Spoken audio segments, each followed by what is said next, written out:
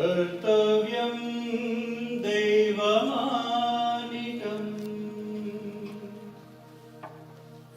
उत्तिष्ठोत्तिष्ठ भक्तिशा उत्तिष्ठ जगदीपते उत्तिष्ठ करुणापूर्णा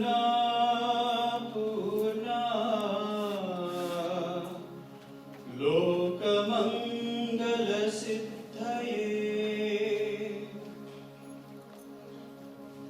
Om Sri Sathya. You must be wondering why I started with the first stanza of our Suprabhatam.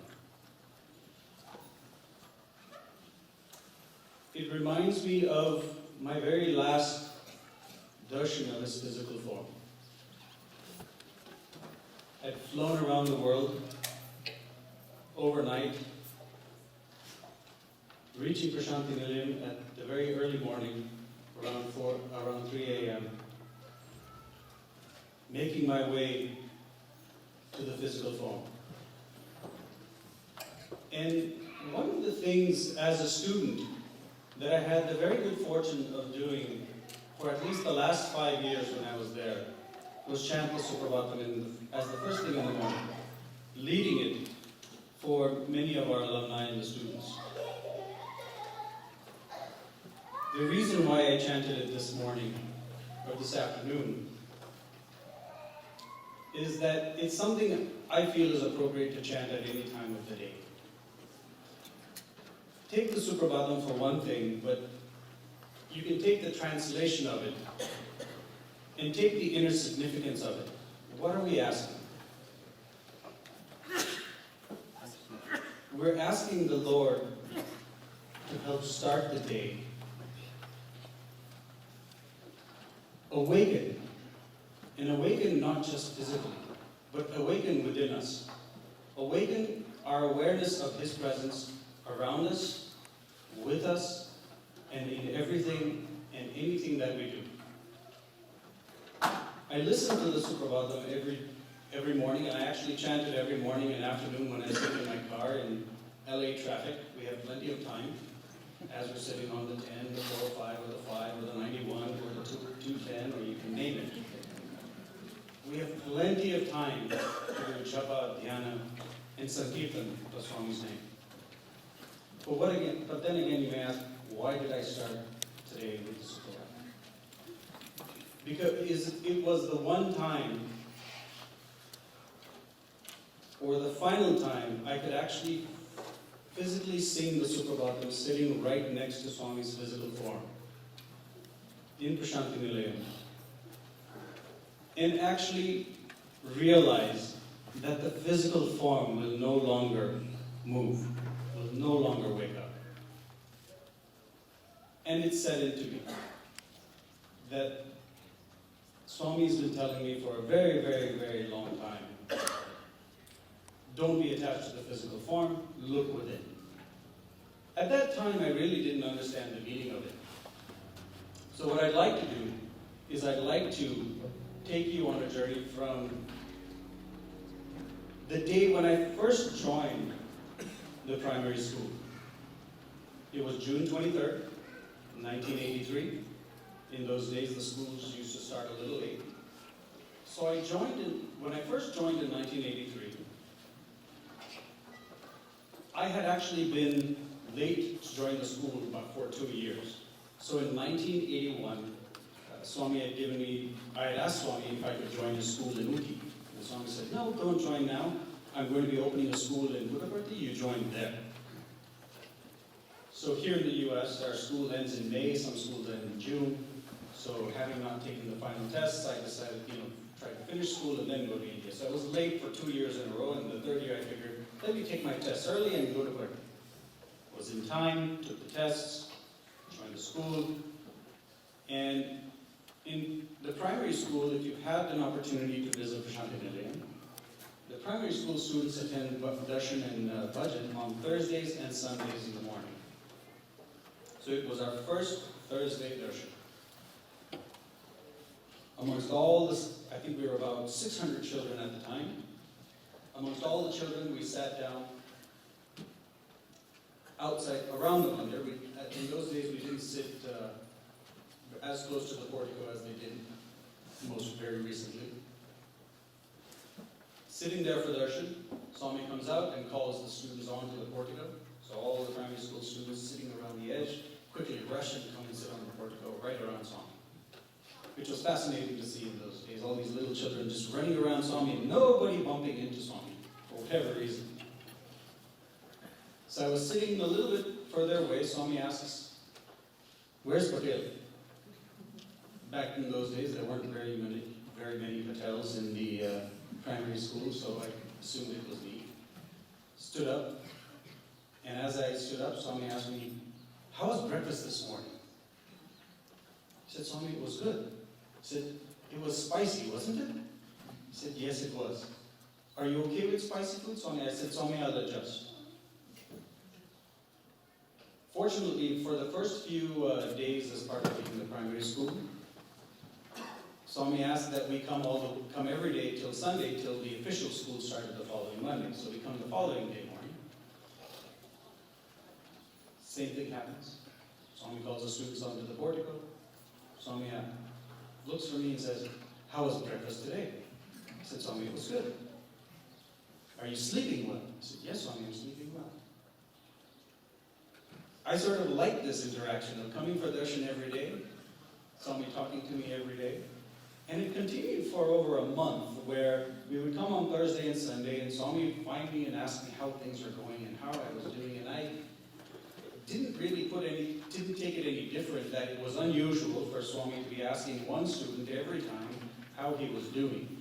I took that as normal, and I didn't really see it any other way.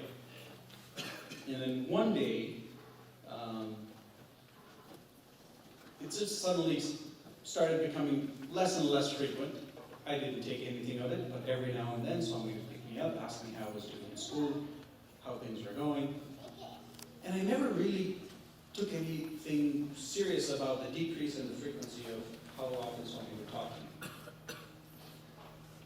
So fast forward to 1986. Moved from the primary school to the higher secondary school. And in the higher secondary school, in my 8th grade, it was around July, or mid-July, and Swami had selected a few students, about 6 of us actually, to participate in a drama.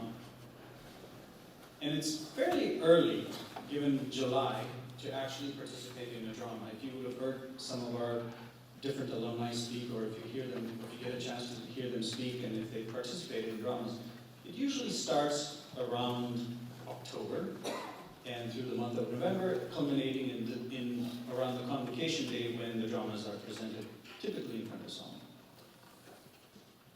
This started in July, and the teachers were also fascinated that Swami was taking interest in actually facilitating this drama all the way from July.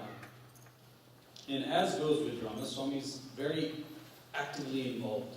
And when I say actively involved, he's teaching you how to present yourself. He's teaching you how to have stage presence. He's teaching you how to carry your voice. And in those days, you didn't have good microphones, so literally it was a lot of practice.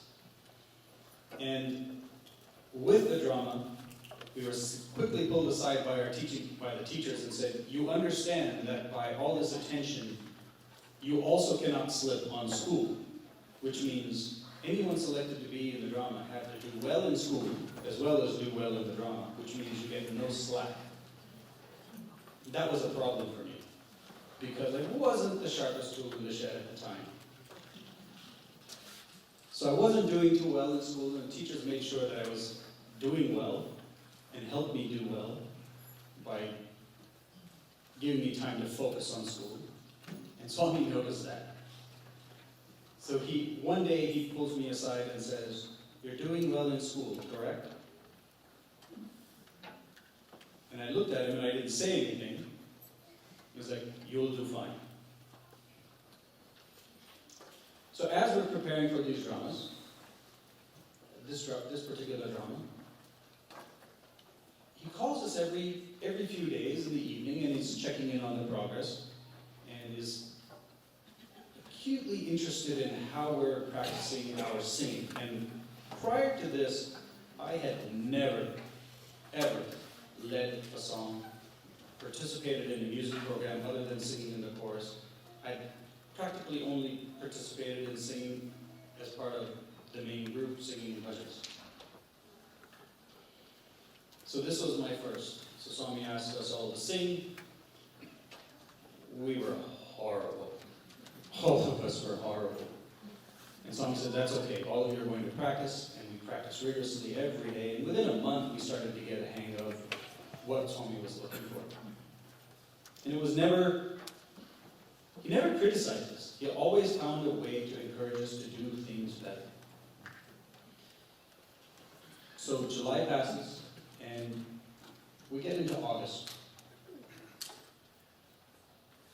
My grandfather, at the time, had prayed to Swami that he wanted to go on a yatra to Rishikesh, Haridwar, Kedarnath, Badrinath, in north of India, to visit the various temples.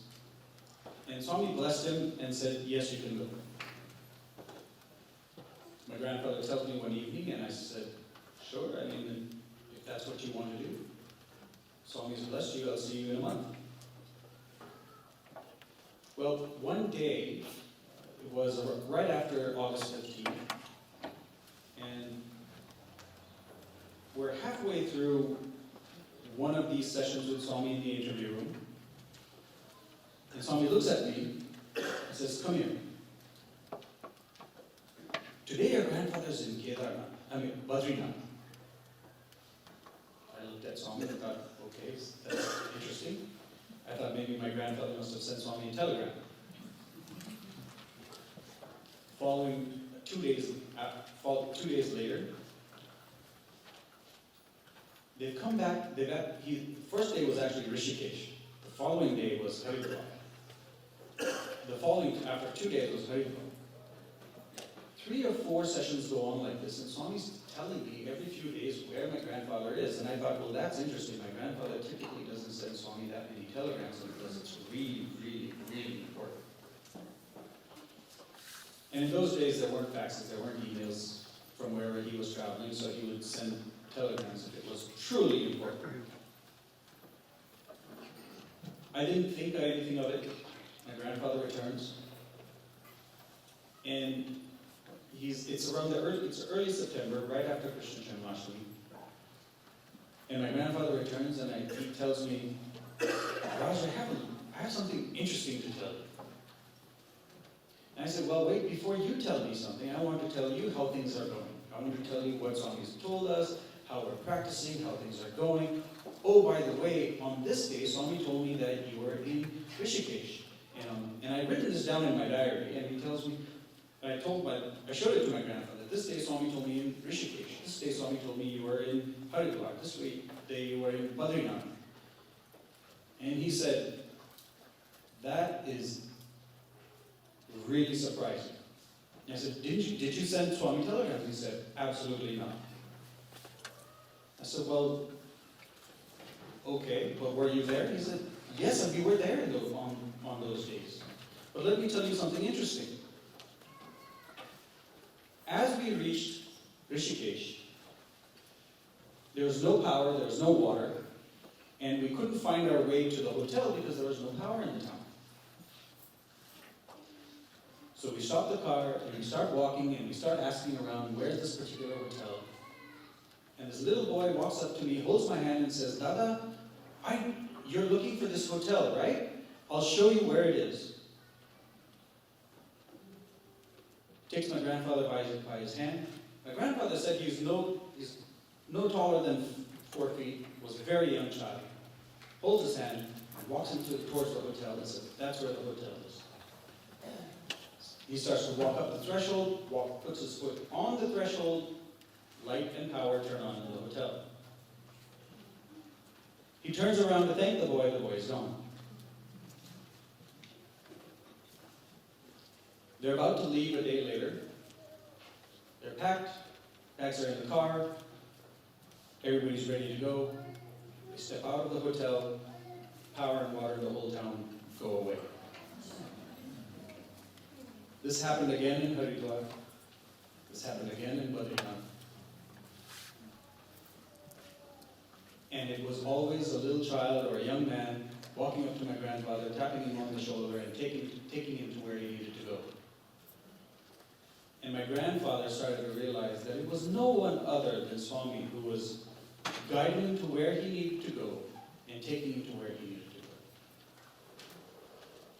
One day during one of these sessions, Swami tells me, I told your grandfather he doesn't need to go, because there's everything right here. And Swami points to his hand and says, I can show you everything right here. Why do you need to go?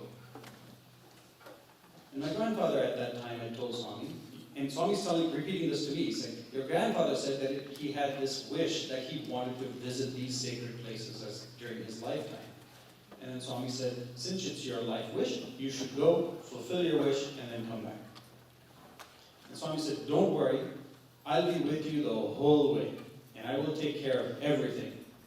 And that last piece did not really sink in until I repeated it to my grandfather, saying that that's what Swami said he told you. Did Swami tell you that? He said, now that I remember it, yes, that is exactly what Swami said. Lo and behold, Swami was making his physical presence felt around India with my grandfather when he was traveling. There are various times when Swami would interact with me. And I would say early on, I would say at least for the first 9 years of when I was a student. I was there from 1983 to 1996. There was a lot of interaction with Bhagawan. And the interactions ranged from the mundane to guidance on what I should be doing, how I should do things, how I should be preparing for things. And at the time, I had never taken the frequency of his communication seriously. I took it for granted until about 1991, when I finished my high school, or actually 1989. This was by far the first year where Swami had gone for a period of about 1 year, and he had not said a word. Which, if you live far away, say Los Angeles, and Swami is in Prasanthi Nilayam, and you don't visit Prasanthi Nilayam for a year doesn't seem that bad. When you live in Prasanthi Nilayam and you get to have darshan every day, every evening, without fail, you get to see him, a year becomes eternity. Because you've experienced the frequency of his communication, of his interaction, of his guidance, his chiding, his correction, every form of communication. It can take you to a sense of complacency. So 1989 was the first year where, for about a year, he decided that I should be given the so-called silent treatment. When Satyajit was here, he was my classmate, he talked about the bounce. You know, Swami's looking at making eye contact with you during darshan, and then all of a sudden he kind of skips over and goes to the next person. I experienced that as well during the 1 year, where it just, he didn't look, he didn't interact, and I didn't know how to react or what to do, what I had done. Did I do something? Didn't I do something? I was completely confused. So in talking to my grandfather one day, I said, you know, I'm really confused, I don't know what to do. And he said this to me, he said, Raj, you have to understand this. For the Lord who knows everything, sees everything, can do anything, for him to make that much effort to ignore someone who's sitting right in front of him every day Can you imagine how much thought he has to put into remembering you? Think about that. The Lord has to think that he has to ignore you. What more can you ask for? I've never thought about it that way, obviously. But that was a dangerous thought because that made me more complacent. That it was okay and I probably was doing everything fine. Sure enough, before my 12th, in India, as you're finishing your 12th grade, there's a national examination that you take. And a month before the examination, one day Swami decides to call out a few students' names. And if you haven't seen Swami display emotion, you probably would not wish for what he did next. He comes out of the interview room, this is in the morning, and in those days, because we were preparing for the examinations, Swami used to call the 12th standard and the 10th standard students for darshan in the morning and evening. So we're seated on the portico, and Swami comes out of the interview room, stands right along the edge between the bhajan hall and the main portico, and he starts calling out names. He says, Raj, stand up. Yeah, I literally stand up. I start to walk. He says, no, stand right there. Stay there. And there are many more names coming up. This was not a good sign. Because he was definitely upset about something. And it went on for a little bit. The gist of what happened was that he was very, very displeased with something that I had done, and I don't remember what I had done, and I still don't know what I had done. But for whatever reason, he was asking that I not be brought back in the following year. And I was in total shock as to what could I have done that would garner that kind of reaction from someone. Little did I know, he called one of the teachers afterwards and said, don't tell them that I didn't mean that. I just needed to correct them. I needed them to focus. They'll come back, don't worry. And I found that out later, and I'll get to that piece.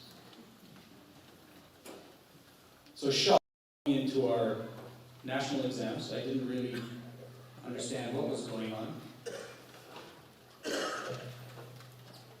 One of those days, Swami calls my grandfather and grandmother for an interview. And I think it was maybe 3 days after this. And maybe 6 or 7 months earlier to that, I had the unfortunate experience of actually having my first situation where Swami, I went in with my family. And the tradition used to be that if you were a family, Swami called somebody from the family, you could get up and go with the family. So he would call my parents, he would call my grandfather, I'd get up and go with them into the interview room for the interview. So he called my mother for an interview. My mother and my aunts were there, my grandfather was there. Halfway through the interview, Swami says, who called you? Get out. I said, he said, get out. And my parents, grandfather didn't know what to do, and Swami said, get up, get out. I did not call you. So I didn't really know what to do. So I got up, walked out. I was fairly upset that that was the first time ever that Swami had done that. I didn't know what I did wrong. And this was during the time when he actually just didn't talk to me. So that was the only time he talked to me between this 1 year period. It was literally 2 words were, get out. So I was a bit shy to actually get up and go in with my grandfather, having had the previous experience of being thrown out of the interview room.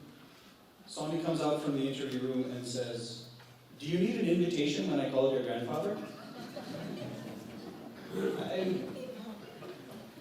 didn't know what to say, I didn't know what to do. He said, I'll talk to you afterwards, after your exams. After you go home and you come back, I'll talk to you. Well, during that holiday season, my grandfather wasn't doing well. He was getting He was getting there in age. And then he happened to pass away when he was here in the US at that time.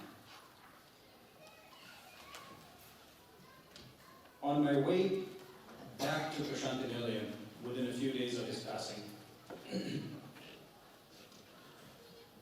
I reached Vrindavan, and Swami, I was waiting for Swami. In those days, you could stand in the very compound. I was waiting there. I stood there literally along the edge of the marble, waiting to Swami's, to the front door to Vrindavan. And Swami comes out maybe 15, 20 minutes afterwards, and he asks me, "Where's your grandfather?" And I run up to Swami's feet, take namaskar, and say, "Swami, he's with you." So he says, "Yes, he's with me. Go finish your entrance exam and come back quickly." So I go to Prashant Nilayam, and in those days, since I finished my 12th, I had to do the entrance exam for the university, come back, and then Swami starts. Fortunately, I've broken the cycle of Swami not talking. He starts to talk. He asks me how I was doing, how's the family doing, how's everyone doing. And that was the second year when Swami had restarted the summer course. So my parents had not yet come to see Swami. I was the first from the family to come back. And after the summer course, there's the tradition of the decision of which students get to go to Prashant Nilayam and which students get to stay in Vrindavan. Because in those days, the college campuses, Swami typically split the students between the two campuses. And there was really no difference between what courses were available in both campuses. So before that day came, it was June 2nd, 1991. Summer course is over. I find out the night before that I've been placed in the Vrindavan campus. Distraught that I'm going to be 100 miles away from Bhagawan. I start feverishly writing letters, sending telegrams, saying that, "Swami, you have to put me back in Prashant Nilayam. I want to be close to you. That's the only reason I'm here is because of you. I don't want to be that far away." And my parents come that night. I tell them, next morning, we're at darshan. Swami calls my parents into the interview room. I start to walk towards the interview room. He looks at me, says, "You go back." He waves nicely, says, "I'll talk to you later." You wait. So I stand back. He fully well knew that I was going to make a hardcore press to put me in Prashant Nilayam. So he tells my uncle, "You need to talk to Raj. Tell him, this is for your own good. I put you in Vrindavan. This is my decision that you are staying here in Vrindavan. It's for your good. You will understand it later." So that was the first time I had been put in distance with Bhagawan's physical presence. In Vrindavan then started the next 3 years of silence. And it was an interesting period of silence. Because during these 3 years, my interactions with Bhagawan became more, if I needed something, I would look at him and he would nod his head yes, he would say no. There were no words exchanged. And these were the first 3 years, these were primarily the beginning of my 3 years in Vrindavan. It was a very, very interesting transition because I did not feel the same anxiety that I had when Swami transitioned from frequent communication to no communication. I took this opportunity to find a way to ask him for guidance on things in a different way. Because of that physical separation, I had to rely on letters. And if you know Swami, if you remember, see the videos, you see Swami walking around collecting letters, and I found letters as my way to communicate with Swami. Near the end of my tenure in Vrindavan,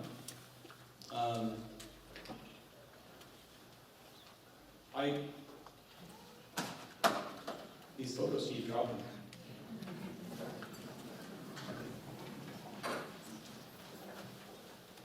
At the end of my tenure in Vrindavan, Swami basically had a way of informing the students that were being selected to go to Kodaikanal. And it was typically communicated in a very quiet manner, largely because it's a few who are selected, and it's a very honored privilege to go to Kodaikanal. At the same time, it's not communicated typically during the time of the examinations because it can be exciting and you can distract the students who are going, and it could be unfortunate that it may impact the results of their final exam. So we had one final exam left. We had 3 days before that test. And Swami was in Vrindavan. The warden of Vrindavan sent word for me, and he tells me, Raj, Swami has selected you to go to Vrindavan. And I'm in total shock that that's even the case. Interestingly enough, Bhagawan, as we go to Kodaikanal, took lots and lots and lots of pictures. The interaction had definitely changed with Bhagawan. But even there was a lot unsaid, and there was a lot said as well. But this began the transition of Swami's style of communication with me, and his way of teaching that it's important to find him within. So that after coming back from Kodaikanal, at the end of my 3rd year, after the 3rd year there, you can apply for an MBA or you can decide to do whatever you want to do afterwards. So I applied for my MBA. And then I get to go, once you're doing your MBA, you go back to Prashanthi Nilayam. So going back to Prashanthi Nilayam, near the end of my MBA, there are still many very frequent interactions with Bhagawan. Had the good fortune of being guided by Bhagawan to take care of guests, from be it presidents, prime ministers of different areas, different ministers of India, prime minister of Mauritius, a variety of guests. And Swami had typically selected many students to take care of these guests during those stays. But his way of communication had gradually transitioned even from words to more and more gestures, more and more. Just that simple look was enough for me to know what was next. At that time, just as I was finishing, my very last interaction with Bhagawan physically as a student was when we had finished our final exam, so I was still in Prashanthi Nilayam, which is odd, given that he would typically go to Vrindavan on his way to Kodaikanal. And it's March 30th, exams are over, sit for evening darshan and sit at the farthest away corner from the mandir because it's near the path for which Swami used to take from the Purnachandra auditorium to the mandir. Swami goes around for darshan, goes to the bhajan hall, goes inside the interview room, comes out, hands behind his back, he's walking. And I could see Swami's eyes from where he was standing on the threshold. And he looks at me, nods his head, brings his hand forward and says, come here. Everybody's looking at who Swami is looking at. I get up and walk towards Bhagawan. Swami says, do namaskar. And in those days, typically namaskar, you took it quickly, you had your quick conversation and move away, and I realized this is going to be one of the last few namaskars I'm going to get. I'm going to take my sweet time. So I took my time at his feet. He blessed me, gave me Vibhuti Prasad and said, go back home, start working, and come back as often as you can. Come as often as you can and come back every year. Then began my yearly journey to Prashanthi Nilayam from here. I had 3 days of this where Swami would give me Pad Namaskar, and it was the one thing I would always cherish during this transition from the frequent interactions. I always visualized Swami's lotus feet and taking that Namaskar and actually taking my time taking namaskar. And I'm saying this because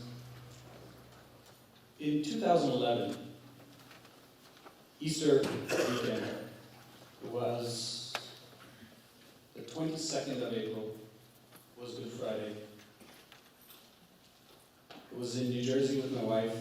She had just come back. She had come back maybe a couple of weeks prior after having darshan of Swami for one of the last few darshans that he gave publicly. And it was Saturday evening. I get a text message from a classmate of mine that says, things are not looking good in Champagnat. And I didn't know what to make of it. And then he says, are you awake? Can we talk? I found that surprising. And it was around 11 o'clock on Saturday night. I said, yeah, sure, we can talk. So I call him and he tells me the news of what had happened in Champagnat and that Swami had left his physical form. I was in total shock. I was in disbelief that that could physically happen. My mind was racing as to, could I trust what I'm hearing? Could I really believe what I'm hearing? And I was confused. And I started to think of Swami, and I thought, Swami, I don't know what to believe. And I don't know what's important. What should I do? What should we do?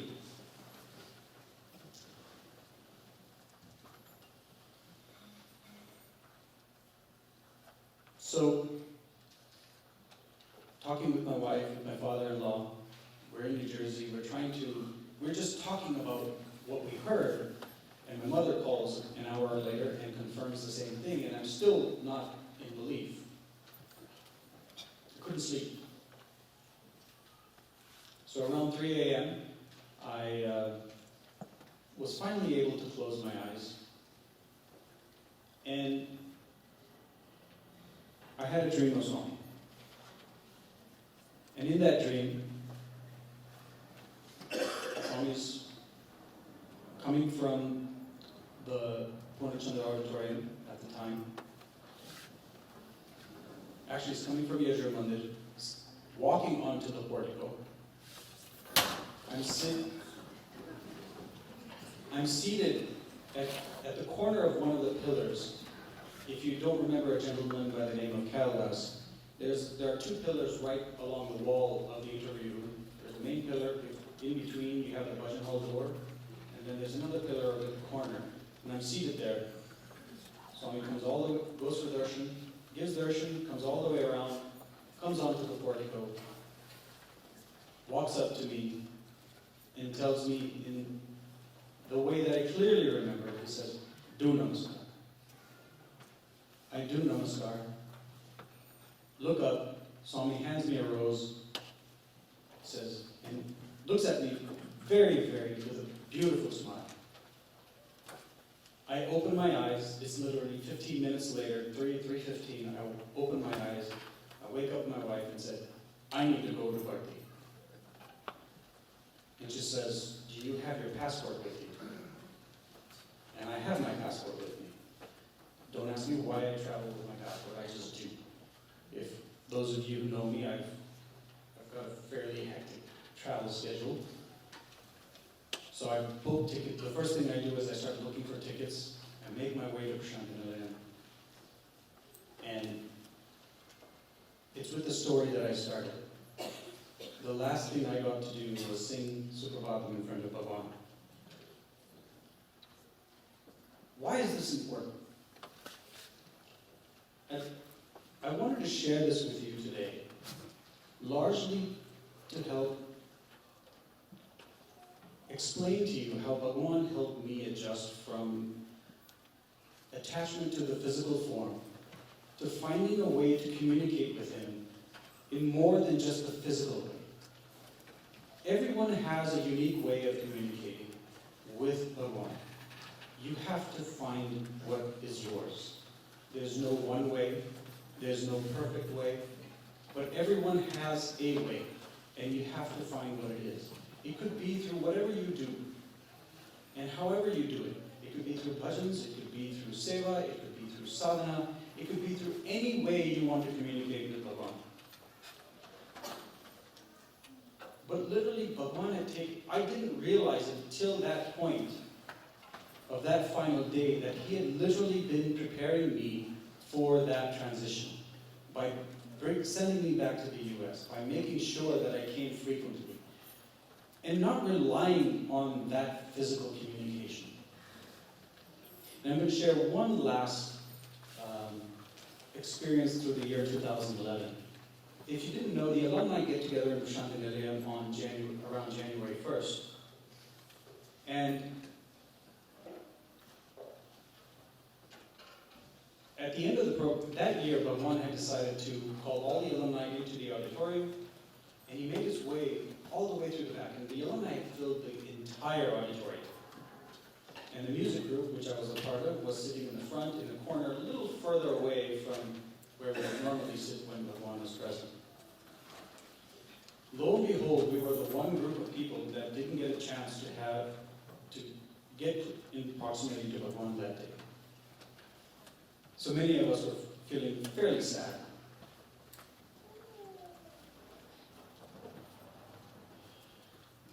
So it happened. So we didn't think much of it. Many of us were dejected. We had our program the following day. Swami was happy. The students started to leave later that afternoon. And on January 3rd, in the afternoon, Satyajit sends a word for, we were seated for darshan, and unusually Satyajit comes to the mandir, and he's looking for me. He said, Raj, Swami has sent word that you need to get all the music boys, get them organized, and get them seated in the bhajan hall within the next 30 minutes. I'm scrambling because half the bhajan boys, half the music group had already left.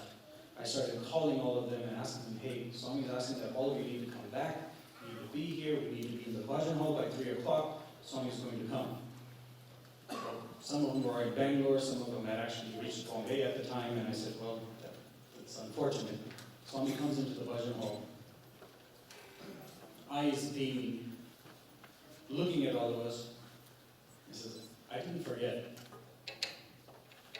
And he makes his way through all the students sitting there, line by line, and he had vibhuti packets in his lap, and literally was giving all of us, looking at each of us right in the eye as he was giving vibhuti packets to all the students. And that was rare that he actually handed out vibhuti packets. We would typically see him give packets through the car window during darshan every now and then. But this is one of those rare instances where he's actually going through the students' lines and giving vibhuti packets in everyone's hand. And he took the time to look into everyone's eyes, to talk to everybody one-on-one, and have that final communication. He gave me a vibhuti packet, and I, in my heart, knew, looking into his eyes, that this was probably the last one he's going to give me in his hand. And a few months later, that happened to be true. But no words were exchanged. And you may wonder, well, why am I communicating that story? Well, there are various ways in which Swami communicates with everybody. Whether you recognize it or not, whether you want to accept it or not, his hand happens in everything that you do. I happen to take it into every meeting that I go to, whether it be for an acquisition, whether it be for a critical contract meeting, for whatever reason it is. I work a lot. I spend a lot of hours on the road. I spend a lot of hours working. And unfortunately, I don't get the good opportunity to attend frequent bhajans wherever I am, largely because of my schedule. And I can make excuses for whatever reason it may be. But I take that whatever I do at work is his work. And I take that to heart. And you will be surprised that there are so many times that I think that things are going to go south, or not work out, and not work out favorably, or that things go out, and I think they should be favorable, and they turn out the opposite. And I find his hand in things that just, the amazing and unbelievable things happen. I don't know why, I don't know how. I just come home, or in the morning, if I'm reading something about some literature of Swami's, whether it be Swami's letters to the students, or reading some Sathya Sai speaks, or any other literature of Swami's, I will land on a page and it will confirm what I knew in the back of my mind was his hand in what happened. And it happens time and time and time again. Everyone can find their way to experience Bhagawan in whatever way you can. It's just that implicit faith that he's there. It's just that simple trust that Bhagawan is taking care of everything. If we think that we're doing everything, you're going to miss that observation. So my simple ask, and I'm going to leave you with this, is that from today, if you could just do this one thing, and if I could share this one thing that I practice, is to just have that implicit trust and confidence that he's taking care of everything. And he's doing everything. And if everything that is happening around you is because of his will, you will feel his presence with you always. Thank you for listening to me. Thank you for giving me this opportunity.